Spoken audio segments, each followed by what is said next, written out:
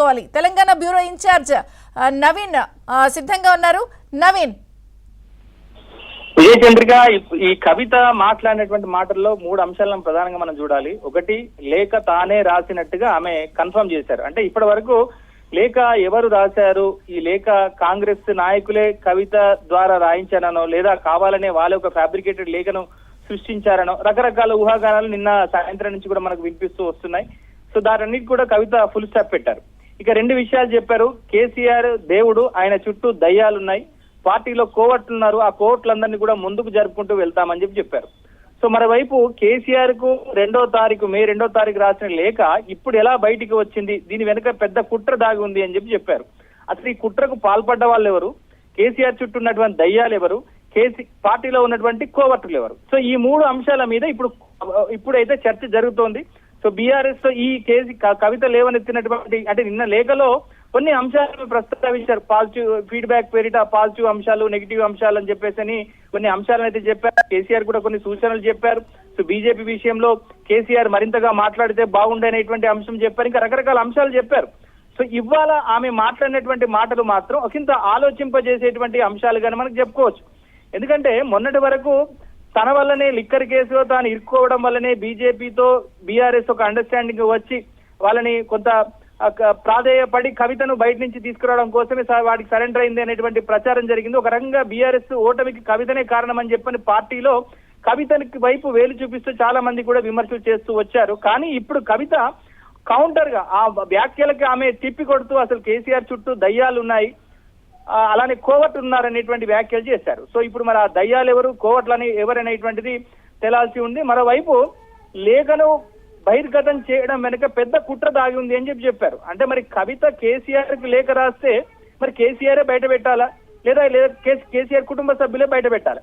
మరి ఈ లేఖని అసలు ఎవరు బయట పెట్టారు? అంటే కవితను కావాలని చెప్పని టార్గెట్ చేస్తున్నటువంటి వాళ్ళు ఎవరు? సో ఈ అంశాలన్నీ కూడా ఒకంత ఆలోచింపజేసేటువంటి అంశాలుగా మనకైతే స్పష్టంగా కనిపిస్తున్నాయి. సో మొత్తం మీద కవిత అమెరికా నుంచి హైదరాబాద్ లో అడుగు పెట్టిన తర్వాత మరొక పెద్ద బాంబు వేల్చినట్టుగా మనకు అర్థం చేసుకోవచ్చు.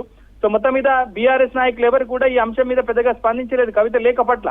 కానీ ఈ కోవట్ల అంశం విషయానికి వస్తే ఖచ్చితంగా స్పందించాల్సినటువంటి అవసరం ఉంది. కేసీఆర్ తో పాటుగా ఆ పార్టీ వర్కింగ్ ప్రెసిడెంట్, అలానే పార్టీలో కీలక నేతలుగా ఉన్నటువంటి హరీష్ రావుతో పాటుగా మిగిలిన నాయకులు కూడా స్పందించాల్సింది. మరి వాళ్ళు ఏం మాట్లాడతారు, కవిత లేఖ ఎట్లా లీక్ అయింది, సో కేసీఆర్ చుట్టూ ఉన్నటువంటి దయ్యాలు ఎవరు, అలానే కోవట్లు ఎవరు అనేటువంటి అంశాల మీద అయితే నవీన్ ఇక్కడ ఇది అంత లీక్ చేయాల్సిన అవసరం ఎవరికి ఉంది?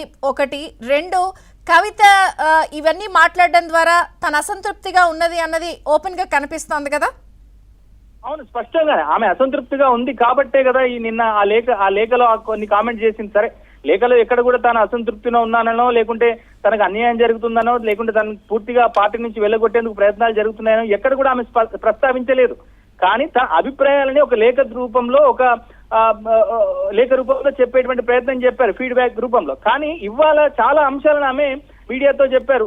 ఫ్లైట్ దిగి శంషాబాద్ ఎయిర్పోర్ట్ నుంచి బయటికి రాగానే సో తాను కేసీఆర్ కుమార్తెని కాబట్టే తాను లేఖ రాశాను, నేను కేసీఆర్ కుమార్తెని కాబట్టే నా లేఖని ఇట్లా బయటికి తీసుకొచ్చారు, నా పరిస్థితే ఇట్లా ఉంటే పార్టీలో మిగతా వాళ్ళ పరిస్థితి ఏంటి అని చెప్పేసి ఆమె చేసేటువంటి వ్యాఖ్యలు చూస్తే పార్టీలో ఏదో జరుగుతుంది, కవితను వెళ్ళగొట్టేటువంటి ప్రయత్నాలు అయితే చాలా జోరుగా సాగుతున్నాయి అనేటువంటి అంశాన్ని ఆమె స్పష్టం చేశారు. మరి పార్టీ నుంచి కవితను వెళ్ళగొట్టేటువంటి అంత పెద్ద సాహసం ఎవరు చేస్తారనేటువంటిది కూడా కొంత ప్రశ్నార్థకంగా మారింది. కేసీఆర్ చుట్టూ కోటరి అంటే కేసీఆర్ చుట్టూ ఉండేటువంటి వ్యక్తులు కేటీఆర్, అలానే హరీష్ రావు లేదా సంతోష్ రావు, మొన్నటి వరకు కవితనే ఉంటుంది.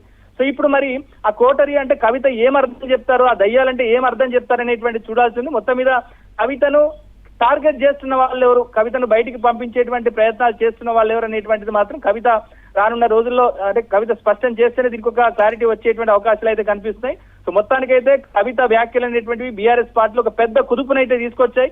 సో రానున్నటువంటి రోజుల్లో కవిత సెంట్రిక్ గానే చర్చ జరిగేటువంటి అవకాశం ఉంది. సో పార్టీని పూర్తిగా ప్రక్షాళన చేయాల్సినటువంటి అవసరం ఉందనేటువంటి రీతిలో కవిత కామెంట్ చేస్తున్నారు. సో మరి కేసీఆర్ కవితను పిలిచి మాట్లాడతారా, లేకుంటే కవిత